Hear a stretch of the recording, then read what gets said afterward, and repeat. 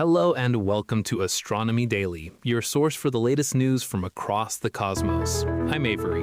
And I'm Anna. It's great to have you with us. Today we say goodbye to our interstellar visitor and look to the future of life in orbit. That's right. We'll be talking about a comet from another solar system that just made its closest approach to Earth. And we'll check in on the Parker Solar Probe as it once again braves the sun's fiery atmosphere. Plus, a fun story about how you could have helped design a mascot for the next mission to the moon.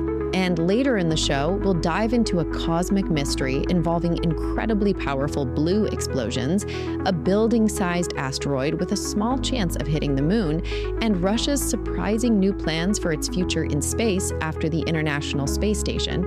So let's get started. First up, a visitor from very, very far away. On Friday, December 19th, Interstellar Comet 3I/Atlas made its closest approach to our planet. It came within 168 million miles of Earth. Now that it's past us, it will begin its long journey back out of our solar system, continuing its voyage through the Milky Way. And this isn't just any comet. It's only the third object we've ever detected passing through our solar system that originated from interstellar space. Exactly. It was first spotted by NASA's Atlas system on July 1st, 2025. By analyzing its trajectory, scientists determined it didn't come from around here.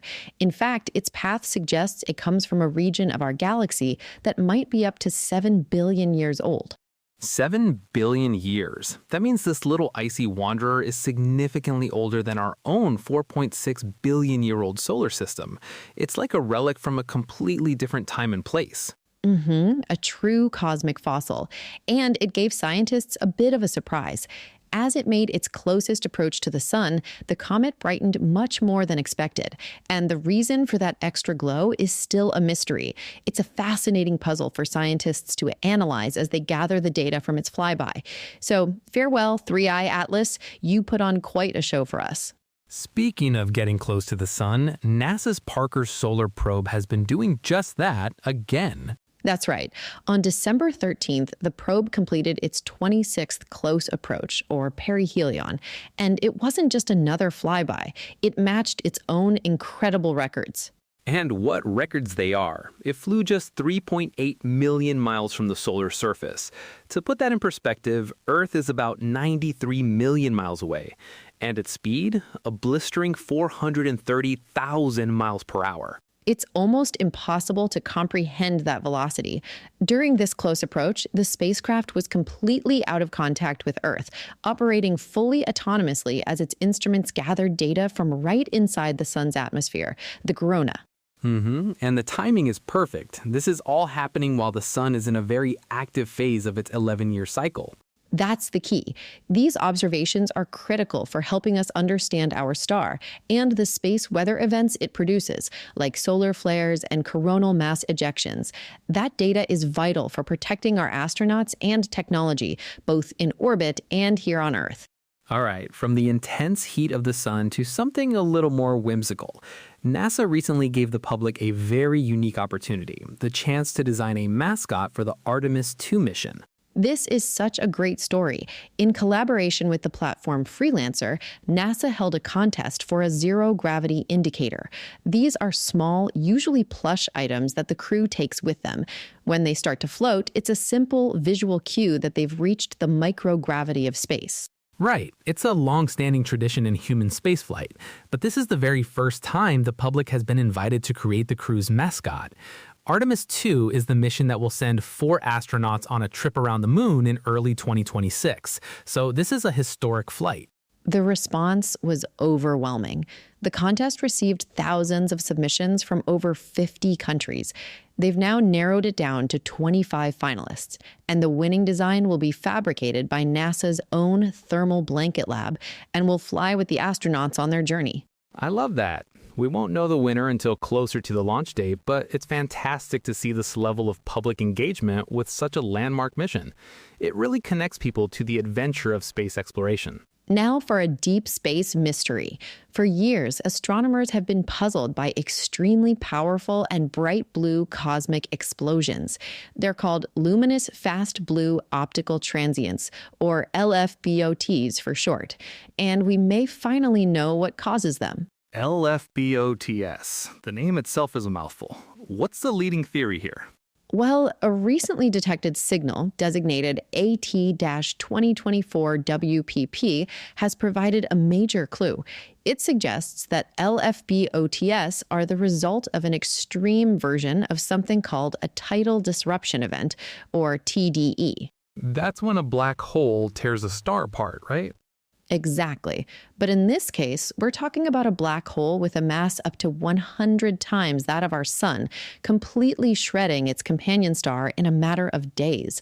This particular event, AT-2024-WPP, emitted about 100 times more energy than an average supernova explosion. Wow.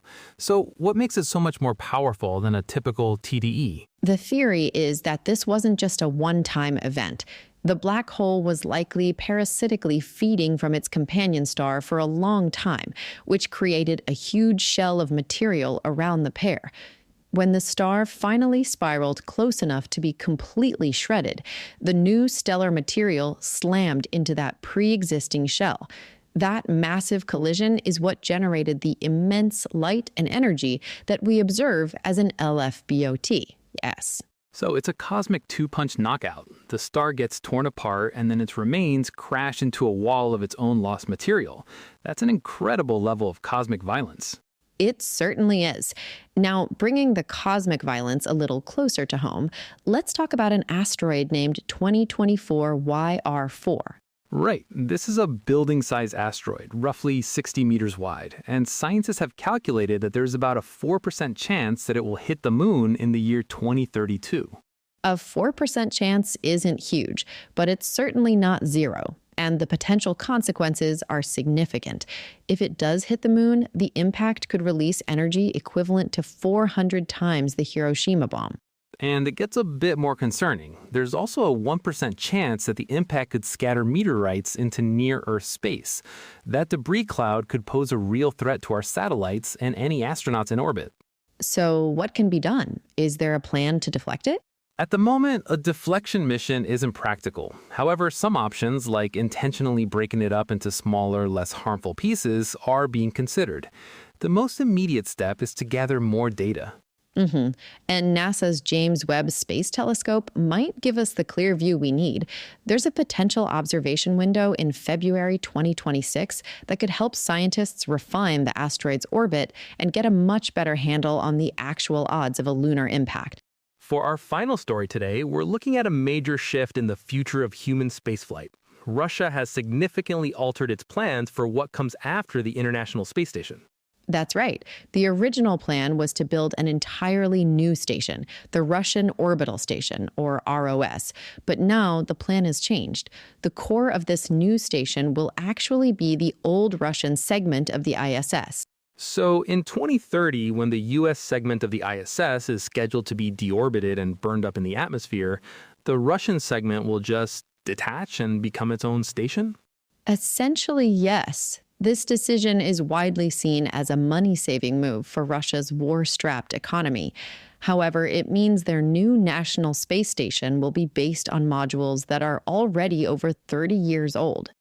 That raises some pretty serious concerns. Using hardware that old brings up major questions about safety, long-term maintenance, and the station's future scientific capabilities.